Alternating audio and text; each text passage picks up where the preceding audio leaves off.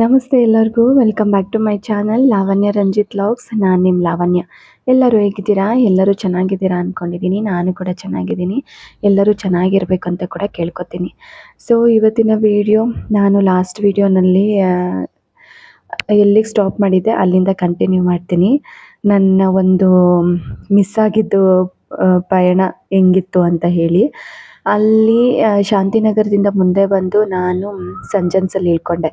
ಓಕೆನಾ, ಸಂಜನ್ಸಲ್ಲಿ ಇಳ್ಕೊಂಡಿದ್ದೀನಿ. ಸೊ ಇಲ್ಲಿಂದನಾದರೂ ಕರೆಕ್ಟಾಗಿ ಹೋಗಬೇಕು ಅನ್ನೋದು ನನಗೆ ತಲೆಯಲ್ಲಿತ್ತು. ಹಾಗಾಗಿ ಸಂಜನ್ಸಲ್ಲಿ ಇಳ್ಕೊಂಡೆ. ಸಂಜನ್ಸಲ್ಲಿ ಇಳ್ಕೊಂಡು ಬಸ್ ಸ್ಟಾಪಲ್ಲಿದ್ದೀನಿ. ಯಾವುದೇ ಒಂದು ಬಸ್ ಬಂದ್ರೂ ನನಗೆ ಇವಾಗೂ ನನಗೆ ಏನೂ ಜ್ಞಾಪಕನೇ ಇಲ್ಲ. ಇವಾಗ ನಾನು ಯಾವ ಬಸ್ ಸ್ಟಾಪಲ್ಲಿ ನಿಂತ್ಕೊಂಡಿದ್ದೆ ಅನ್ನೋದು ಕೂಡ ನನಗೆ ಗೊತ್ತಾಗಲ್ಲ. ಯಾಕಂದರೆ ತುಂಬ ವರ್ಷಗಳಾಗೋಯ್ತು ಈ ಘಟನೆ ಆಗಿ. ಸೊ ಸಂಜನ್ ಬಸ್ ಸ್ಟಾಪಲ್ಲಿ ನಿಂತ್ಕೊಂಡಿದ್ದೀನಿ. ಯಾವ ಬಸ್ ಬಂದರೂ ಇದು ಹೊರ್ತೂರು ಹೋಗುತ್ತಾ ಅಂತ ಕೇಳ್ತಾ ಇದ್ದೀನಿ. ಅಲ್ಲಿ ನನಗೆ ಈ ಮುಜುಗರ ಅನ್ನೋದು, ಈ ಭಯ ಬಿಟ್ಟರೆ ನನ್ನ ತಲೆಯಲ್ಲಿ ಇನ್ನೇನು ಇರಲಿಲ್ಲ. ಸೊ ಏನು ಭಯ ಬಿಟ್ಟರೆ ನನ್ನ ತಲೆಯಲ್ಲಿ ಯಾರು ಏನು ಅನ್ಕೋತಾರೆ ಅಂದರೆ, ಬಸ್ ಸ್ಟಾಪಲ್ಲಿ ನಿಂತ್ಕೊಂಡಿರೋರು ನನ್ನನ್ನು ನೋಡ್ತಿದ್ದಾರೆ. ಏನಕ್ಕೆ ಹುಡುಗಿ ಬಸ್ಗೂ ಹೋಗಿ ಕೇಳುತ್ತೆ ಅಂತ ಎಲ್ಲರೂ ನನ್ನನ್ನು ನೋಡ್ತಿದ್ದಾರೆ. ಆದರೆ ಆ ಟೈಮಲ್ಲಿ ನನ್ನ ತಲೆಯಲ್ಲಿ ಏನೂ ಇರಲಿಲ್ಲ. ನಾನು ವರ್ತೂರ್ಗೆ ಹೋಗಬೇಕು, ನಮ್ಮ ಮನೆ ಸೇರಬೇಕು, ಇಷ್ಟೇ ಇತ್ತು ನನ್ನ ತಲೆಯಲ್ಲಿ.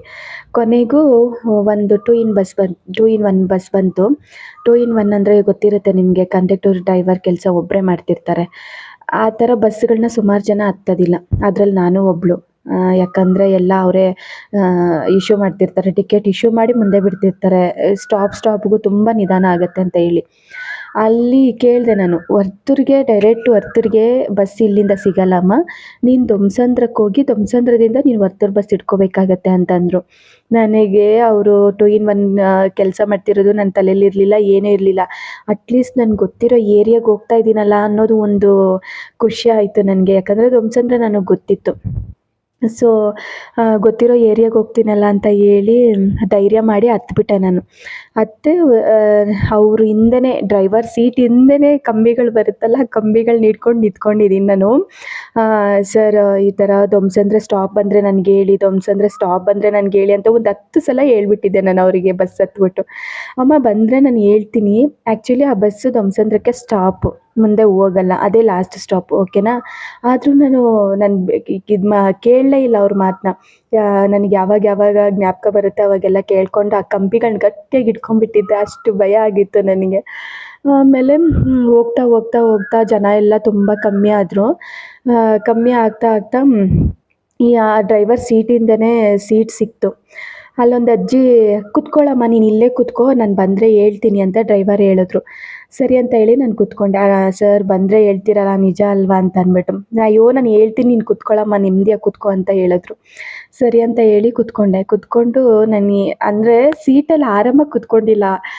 ಹೆಂಗೆ ಒದ್ದಾಡ್ತಾ ಇದ್ದೀನಿ ಅಂದರೆ, ಪಕ್ಕದಲ್ಲಿ ಒಂದು ಅಜ್ಜಿ ಕೂತ್ಕೊಂಡಿತ್ತು. ಅಜ್ಜಿ ಕೇಳ್ತು, ಏನು, ಯಾಕೆ ಈ ಥರ ಭಯ ಪಡ್ತಾ ಇದೆಯಾ ನೀನು? ನನ್ನ ಮುಖದಲ್ಲಿ ಅದು ಎದ್ದು ಕಾಣಿಸ್ತಿತ್ತು. ನಾನು ಏನಕ್ಕೋ ಭಯ ಪಡ್ತಾ ಇದ್ದೀನಿ ಅನ್ನೋದು ಎಲ್ಲರಿಗೂ ಗೊತ್ತಾಗೋ ಥರನೇ ನಾನು ಅಷ್ಟು ಭಯ ಪಡ್ತಾ ಇದ್ದೆ ನಾನು. ಸರಿ ಅಂತ ಹೇಳಿ ಕೇಳಿದ್ರು.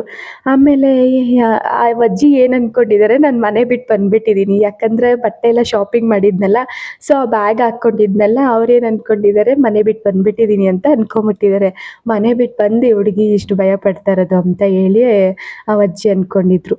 ಆಗ, ಯಾಕಮ್ಮ, ಒಂದು ಮಾತು ಬರುತ್ತೆ, ಒಂದು ಮಾತು ಹೋಗುತ್ತೆ, ಹಿಂಗೆಲ್ಲ ದುಡುಕಿ ನಿರ್ಧಾರಗಳು ತೊಗೋಬಾರ್ದು, ಗೊತ್ತಾಗಲ್ವಾ ನಿಮಗೆ ಅಂತ ಕೇಳ್ತಿದ್ದಾರೆ. ನನಗೆ ಏನು ಹೇಳಬೇಕು, ಅವ್ರಿಗೆ ಯಾವ ಥರ ರಿಯಾಕ್ಟ್ ಆಗಬೇಕು ಅನ್ನೋದೇ ಗೊತ್ತಾಗ್ತಾ ಇಲ್ಲ. ಆವಾಗ ನನಗೆ ಅರ್ಥ ಆಯಿತು. ಅದಾದಮೇಲೆ ನನಗೆ ಅದು ರಿಯಲೈಸ್ ಆಯಿತು, ನನಗೆ ಗೊತ್ತಿಲ್ಲ. ಬಟ್ ಆ ಅಜ್ಜಿ ಮಾತ್ರ ನನ್ನ ಮನೆ ಬಿಟ್ಟು ಬಂದು ಈ ಥರ ಭಯ ಪಡ್ತಾರೆ ಅನ್ನೋದು ಮಾತ್ರ ಅಂದ್ಕೊಂಡು ನನಗೆ ಬುದ್ಧಿಮಾತು ಹೇಳ್ತಾ ಇದ್ದಿದ್ದು ಅರ್ಥ ಆಯಿತು. ಆ ಟೈಮಲ್ಲಿ ಯಾರು ಏನು ಮಾತಾಡಿಕೊಂಡ್ರು ನನಗೆ ಚಿಂತೆ ಇಲ್ಲ ಅನ್ನೋದು ನನಗೆ. ಆಮೇಲೆ ಕೊನೆಗೂ ಸರಿ ಅಂತ ಹೇಳಿ ನಾವು ವರ್ತೂರಿಗೆ ಬಂದ್ವಿ. ದೊಮ್ಸಂದ್ರ ಸ್ಟಾಪು. ಅಲ್ಲಿ ಇದೆ ನಮ್ಮ ಲಾಸ್ಟ್ ಸ್ಟಾಪು, ಇಲ್ಲಿ ವರ್ತೂರು ಬಸ್ ಹಿಡ್ಕೊಂಡು ನೀನು ವರ್ತೂರಿಗೆ ಹೋಗು ಅಂತ ಹೇಳಿದ್ರು. ಸರಿ ಸರ್, ಥ್ಯಾಂಕ್ ಯು ಅಂತ ಹೇಳ್ಬಿಟ್ಟು ನಾನು ಅಲ್ಲಿ ಇಳಿದ್ಬಿಟ್ಟು ದೊಮ್ಸಂದ್ರ ಬಸ್ ಸ್ಟಾಪ್ ಹತ್ರ ಬಂದೆ. ಅಲ್ಲಿ ದೊಮ್ಸಂದ್ರ ನೋಡಿರೋರ್ಗೆ ಗೊತ್ತಿರುತ್ತೆ, ಅಲ್ಲಿ ದೊಡ್ಡದೊಂದು ಮರ ಇತ್ತು, ಅದ್ರ ಪಕ್ಕನೇ ಒಂದು ದೇವಸ್ಥಾನ ಇತ್ತು. ಬಟ್ ಇವಾಗೆಲ್ಲ ಡೆಮೊಲೇಷನ್ ಮಾಡಿಬಿಟ್ಟಿದ್ದಾರೆ, ಅಲ್ಲಿ ಏನು ಗುರ್ತೇ ಸಿಗಲ್ಲ, ಆ ಥರ ಮಾಡಿಬಿಟ್ಟಿದ್ದಾರೆ. ಸೊ ಅಲ್ಲಿ ನಿಂತ್ಕೊಂಡಿದ್ನಾ, ಟೈಮ್ ಎಷ್ಟು 9:30, 9:30 ಆಗಿತ್ತು ಆ ಟೈಮ್ಗೆ. 9:30 ಅಲ್ಲಿ ಯಾರಂದರೆ ಯಾರೂ ಇಲ್ಲ. ಒಂದು 4 ಜನ ಗಂಡಸ್ರುಗಳ್ನ ಬಿಟ್ಟರೆ ಹೆಣ್ಮಕ್ಳು ಅನ್ನೋರು ಯಾರೂ ಇಲ್ಲ. ಹೆಂಗಾಗ್ಬೇಡ ನನಗೆ ಮೊದಲೇ ಭಯ ಪಟ್ಟು ನನ್ನ ಅರ್ಧ ಜೀವ ಹೋಗ್ಬಿಟ್ಟಿತ್ತು. ಆಮೇಲೆ ನೋಡಿದ್ರೆ ಒಂದೇ ಒಂದು ಅಕ್ಕನೋ ಆಂಟಿನೋ ಇದ್ದರು. ಸರಿ ಇವ್ರು ಇದ್ದಾರಲ್ಲ ಅಂತ ಹೇಳಿ ಧೈರ್ಯ ಮಾಡ್ಕೊಂಡಿದ್ನಾ, ನೋಡಿದ್ರೆ ಅವರು ಅದು ಬಂದು ಯಾರೋ ಕರ್ಕೊಂಡೋದ್ರು ಅಂತ ಗೊತ್ತಿಲ್ಲ, ಏನಂತ ಗೊತ್ತಿಲ್ಲ. ಅವರು ಇಲ್ದಂಗೆ ಆಗ್ಬಿಟ್ರು. ನಾನೊಬ್ಬಳೇ. ಆಮೇಲೆ ಏನು ಮಾಡೋದು ಎಷ್ಟು ಯೋಚನೆ ಮಾಡ್ತಿದ್ದೀನಿ. ಬಸ್ ಬೇರೆ ಇಲ್ಲ ಅಷ್ಟು ಟೈಮಲ್ಲಿ. ಆ ಬಸ್ಸಲ್ಲಿ ಹೋಗೋಕ್ಕೂ ಭಯ ಆಗುತ್ತೆ. ಯಾರೊಬ್ಬರು ಇರಲ್ಲ, ಬರೀ ಗಂಡಸ್ರುಗಳು ಒಂದು ಸ್ವಲ್ಪ ಜನ ಇರ್ತಾರೆ, ಹೆಂಗಸ್ರುಗಳು ಯಾರೂ ಇರ್ತಾ ಇರಲಿಲ್ಲ. ಆಮೇಲೆ ನನಗೆ ಗೊತ್ತಿರೋರಿಗೊಬ್ರಿಗೆ ಕಾಲ್ ಮಾಡಿದೆ ನಾನು. ಕಾಲ್ ಮಾಡಿ, ನನಗೆ ಏನು ಕೇಳಬೇಡಿ, ನನಗೇನು ಹೇಳ್ಬೇಡಿ, ದಯವಿಟ್ಟು ನನ್ನ ಮನೆ ತನಕ ನನ್ನನ್ನು ಬಿಡಿ ಅಂತ ಹೇಳ್ಬಿಟ್ಟು ಹೇಳಿದೆ. ಅವರೊಂದು ಮಾತು ಮಾತಾಡದೆ ನನ್ನನ್ನು ಕರ್ಕೊಂಡು ಸೇಫಾಗಿ ಕರ್ಕೊಂಡೋಗಿ ಮನೆ ಹತ್ರ ಬಿಟ್ಟರು. ಮನೆ ಒಳಗಡೆ ಹೋಗ್ತೀನಿ, ನಮ್ಮಮ್ಮ ನನಗೆ ಬಾಯಿಗೆ ಬಂದಂಗೆ ಬೈತಾರೆ. ಅವ್ರು ಎಂತೆಂಥ ಮಾತು ಅನ್ಬಾರ್ದು ಎಲ್ಲ ಮಾತು ನನ್ನನ್ನು ಅಂದು ಬೈದಾಕ್ಬಿಟ್ರು. ಆದರೆ ಅವ್ರು ಬೈತಿರೋದು ನನಗೆ ಏನೂ ಬೇಜಾರಾಗಿಲ್ಲ. ಯಾಕಂದರೆ ನಾನು ಇವತ್ತು ಮನೆಗೆ ಬರ್ತೀನಾ, ಮನೇಲಿ ನಾನು ಇರ್ತೀನಾ ಅನ್ನೋದೇ ನನಗೆ ಗೊತ್ತಿರಲಿಲ್ಲ. ಅಂಥ ಪರಿಸ್ಥಿತಿನಲ್ಲಿ ಇವತ್ತು ನಾನು ಮನೇಲಿ ಇದ್ದೀನಿ, ನನಗೆ ಅದೇ ಖುಷಿ. ಅವ್ರು ಬೈತಿರೋದು, ಅವ್ರು ಇದು ಮಾಡ್ತಿರೋದು ನನಗೇನು ತಲೇಲಿ ಇರಲಿಲ್ಲ. ಸೊ ಇದು ನನ್ನ ಇವತ್ತಿನ ಸ್ಟೋರಿ ಆಗಿತ್ತು.